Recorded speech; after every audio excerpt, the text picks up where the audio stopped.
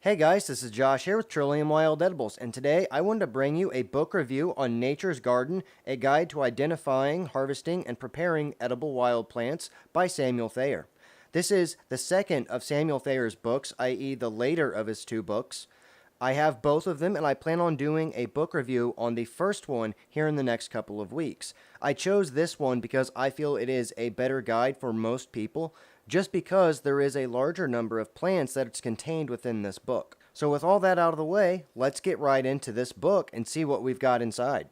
Now, whenever you very first open it up and get past the normal first few pages, you're going to notice a claimer instead of a disclaimer. And that's because the author, Samuel Thayer, stands by his word and he stands by what he's written here. And that's a really nice thing to know. Just like any book, it has a well-organized table of contents. The layout of the book is very nice as we can flip through. One thing that we're going to notice in the beginning is he talks a bit about Nature's Garden, which is the name of this book, but it's also in reference to the abundance of food within nature and how nature itself can be like a garden. This book is filled with very good pictures, as you can see from the first few photos there. And you can see from some of these photos here. This book contains really good pictures. And whenever you get into the plant accounts, just like here, you can see these pictures are clear enough to give you a good idea of what exactly he's talking about. He even very clearly shows you with the skull and crossbones in red and white what is a poisonous look-similar or a look-alike. He calls them look-similars in this book. Now, in the beginning, he talks about a couple of interesting things in this book, like does foraging harm the environment? And in this section, he answers that question very, very well and even backs it up with sources. He follows this through with some general guidelines for plant identification and safe consumption. And then if we flip just a little bit back, is poisonous plant fables. And this is really important, especially for anybody who's foraging, to read this section of this book. And the reason for that is because he talks about, if you guys remember Christopher McCandless, a guy who they made a movie on called Into the Wild starring Emil Hirsch. It's a pretty good movie. There's also a book, and there are a lot of, fables and tales and myths and legends surrounding this guy and plants themselves. Now, after we flip past the poisonous plant fables section of the book, he also gives you his experience with 1 month eating wild. Samuel Thayer went, actually, he says in this book, about 40 days. There was one day he had to eat something conventional, but that was just because of scheduling and time in his day.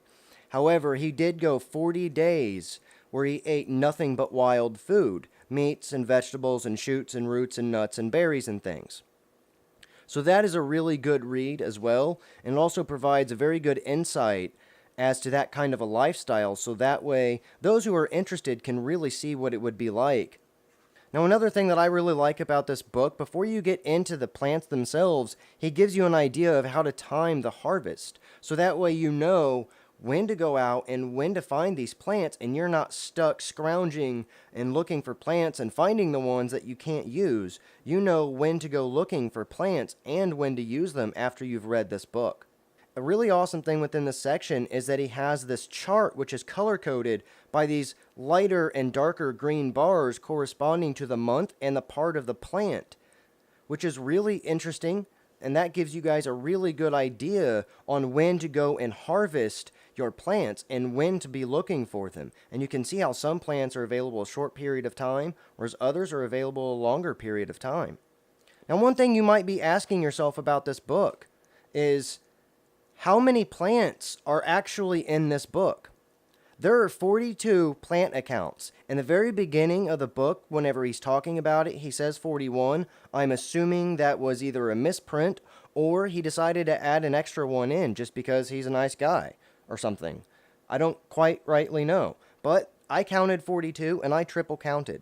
So with 42 different plants being covered, this is an extremely comprehensive book, and it goes through a lot of detail on identification, harvesting, and preparation, which not many other books do. Now, of course, once you get towards the back of the book, you're going to find bibliographies and references. You're also going to find a glossary and an index, just like any good book or reference book especially should have. And there are a lot of sources. As you can see here, I'm still flipping through the sources, several pages of them. And then you get into the glossary here.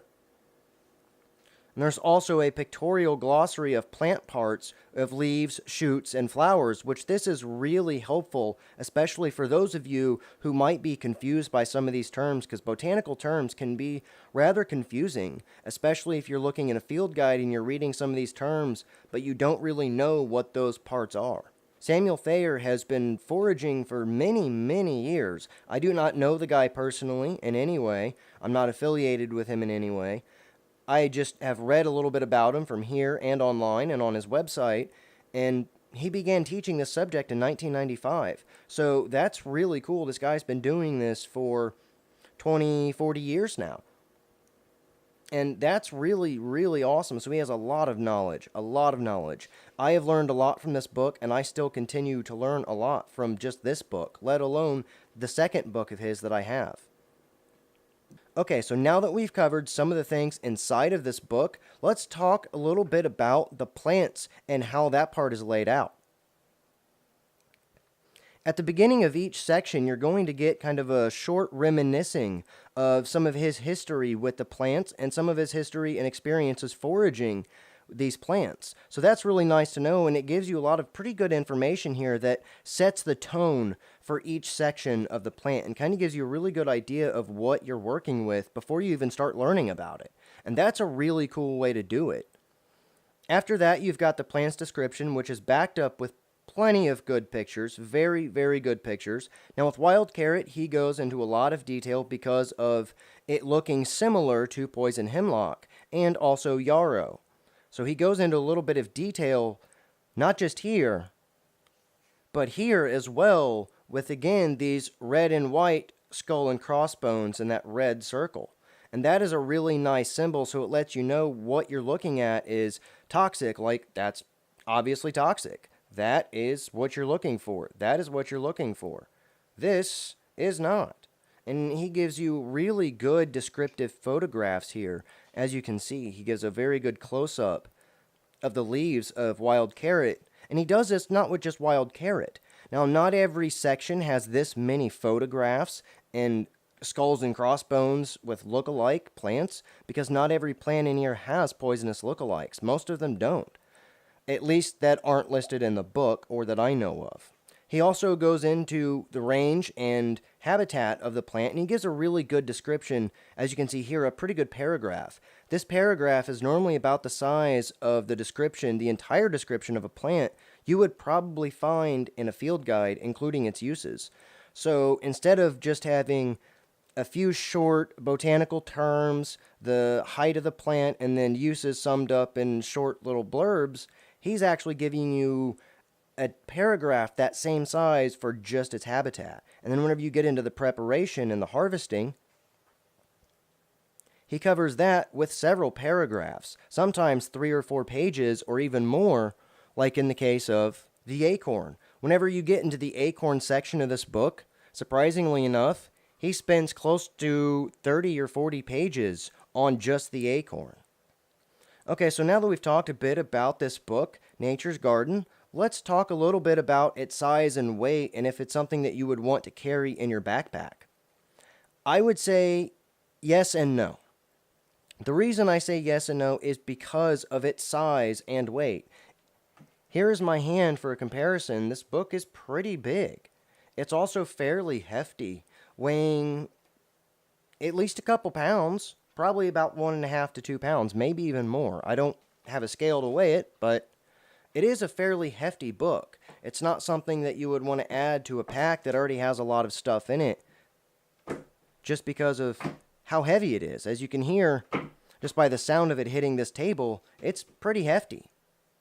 However, there are some reasons you would actually want to carry this book in your bag, and that's especially if you're harvesting a new plant or you're harvesting something that you have some experience with but not experience harvesting. This book will give you a really good description on how to do that. So overall, I think this is an amazing book. This is a book that has helped me a lot in the past few months that I've had it. As you can see, I've used it a fair amount. It's starting to kind of bend a little bit. It's not as worn as some of my other field guides, but that's okay. It'll get there, I hope. This book has so far served me very, very well, and I know it will continue to serve me well into the future. So I think it would probably serve a lot of you guys just as well. So that about covers it for the book review of Nature's Garden. I thank you guys for watching this video. I hope you enjoyed it, and I hope you learned just a little bit of something. If you want to learn more about wild edibles or medicinal plants, or even the books that talk about them, make sure to subscribe.